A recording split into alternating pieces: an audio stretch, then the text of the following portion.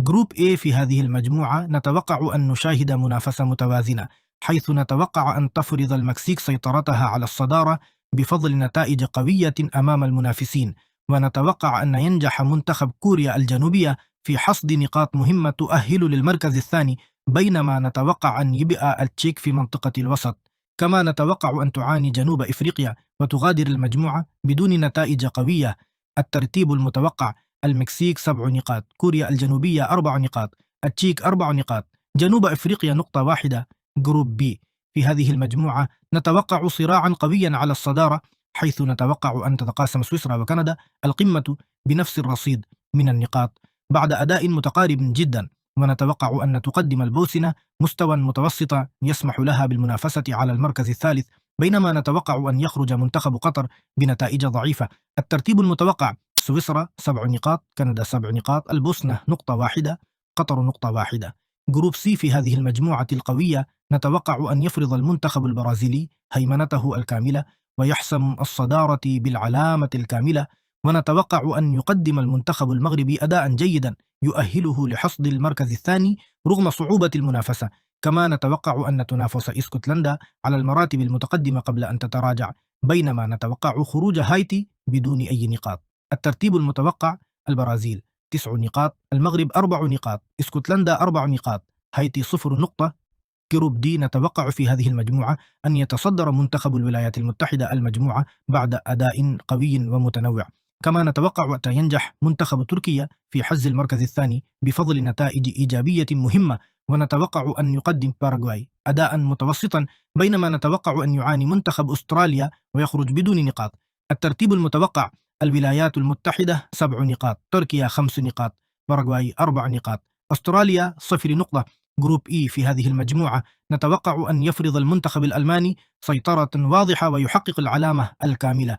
كما نتوقع أن تكون المنافسة قوية بين الإكوادور وساحل العاج على المركز الثاني مع أفضلية بسيطة للإكوادور، ونتوقع أن يبقى منتخب كوراساو في المركز الأخير بدون النقاط. الترتيب المتوقع: ألمانيا 9 نقاط، الإكوادور 4 نقاط، ساحل العاج 4 نقاط، كوراساو 0 نقطة. جروب اف نتوقع في هذه المجموعة أن يواصل منتخب هولندا فرض قوته ويتصدر المجموعة، كما نتوقع أن يقدم منتخب اليابان أداء مميزا يمنحه المركز الثاني مع منافسة قوية من السويد، ونتوقع أن يخرج منتخب تونس بدون أي نقاط.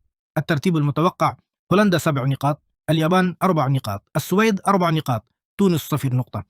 جروب جي في هذه المجموعة نتوقع أن يتصدر منتخب بلجيكا المجموعة بفضل خبرة واستقراره، كما نتوقع أن يقدم منتخب إيران مفاجأة إيجابية بحصد المركز الثاني، ونتوقع أن ينافس منتخب مصر على المراتب المتوسطة، بينما نتوقع تذيل نيوزيلندا الترتيب المتوقع: بلجيكا 7 نقاط، إيران 5 نقاط، مصر 4 نقاط، نيوزيلندا 0 نقطة. جروب اتش نتوقع أن يفرض منتخب إسبانيا سيطرة كاملة على المجموعة ويحقق العلامة الكاملة، كما نتوقع أن يحسم منتخب الأوروغواي المركز الثاني بفضل نتائج قوية، ونتوقع أن يعاني منتخب السعودية، بينما نتوقع تراجع الرأس الأخضر إلى المركز الأخير.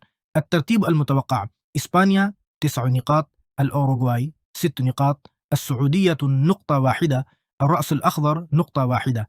جروب أي في هذه المجموعة نتوقع أن يواصل منتخب فرنسا هيمنته المطلقة على المجموعة، كما نتوقع أن ينجح منتخب السنغال في حسم المركز الثاني، ونتوقع أن يقدم منتخب النرويج أداء متوسطا، بينما نتوقع خروج العراق بدون نقاط. الترتيب المتوقع: فرنسا 9 نقاط، السنغال 6 نقاط، النرويج 3 نقاط، العراق 0 نقطة. جروب جي نتوقع في هذه المجموعة أن يتصدر منتخب الأرجنتين المجموعة بأداء قوي ومقنع، كما نتوقع أن يتنافس كل من الجزائر والنمسا على المركز الثاني بنفس الرصيد تقريبا، ونتوقع أن يواجه منتخب الأردن صعوبات كبيرة تؤدي إلى خروجه بدون نقاط. الترتيب المتوقع: الأرجنتين 9 نقاط، الجزائر 4 نقاط، النمسا 4 نقاط، الأردن 0 نقطة. جروب كي نتوقع أن يتصدر منتخب البرتغال المجموعة بفضل قوة هجومية واضحة، كما نتوقع أن ينافس منتخب كولومبيا بقوة على المركز الثاني، ونتوقع أن يحقق منتخب الكونغو الديمقراطية نتائج متوسطة، بينما نتوقع تذيل أوزبكستان. الترتيب المتوقع: البرتغال 7 نقاط، كولومبيا 6 نقاط، الكونغو الديمقراطية 4 نقاط، أوزبكستان 0 نقطة. جروب ال نتوقع أن يفرض منتخب إنجلترا سيطرته الكاملة على المجموعة ويحقق العلامة الكاملة، كما نتوقع أن ينجح منتخب كرواتيا في حسم المركز الثاني، ونتوقع أن يتساوى منتخب غانا مع كرواتيا في الأداء، بينما نتوقع خروج بنما بدون نقاط. الترتيب المتوقع: إنجلترا 9 نقاط، كرواتيا 4 نقاط، غانا 4 نقاط، بنما 0 نقطة. ننتقل الآن إلى الصورة الكاملة، وتحديدا إلى المنتخبات التي تعتبر الأقرب لصدارة مجموعاتها في هذه التوقعات الخاصة بكأس العالم 2026. وفق المعطيات والأداء المتوقع، قد نشهد تصدر مجموعة من أقوى المنتخبات العالمية. المكسيك مرشحة لقيادة مجموعتها بفضل الاستقرار والخبرة. سويسرا منتخب منظم يعرف كيف يحسم المباريات الصعبة. البرازيل دائما حاضر كأحد أقوى المرشحين للصدارة. الولايات المتحدة تطور واضح يجعلها منافسا قويا على القمة.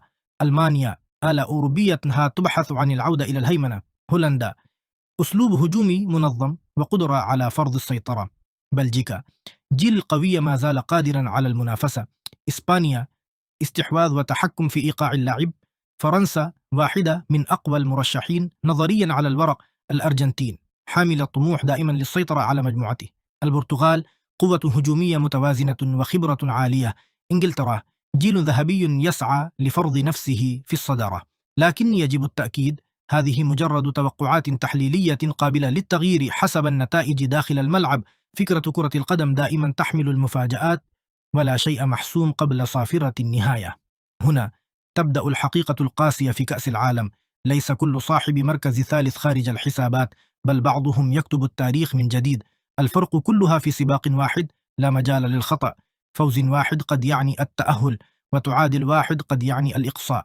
اسكتلندا وساحل العاج في صراع مباشر مع الضغط. السويد ومصر خبرة ضد التحدي.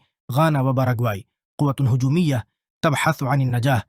والنمسا والكونغو الديمقراطية آخر فرصة لاقتناص الحلم.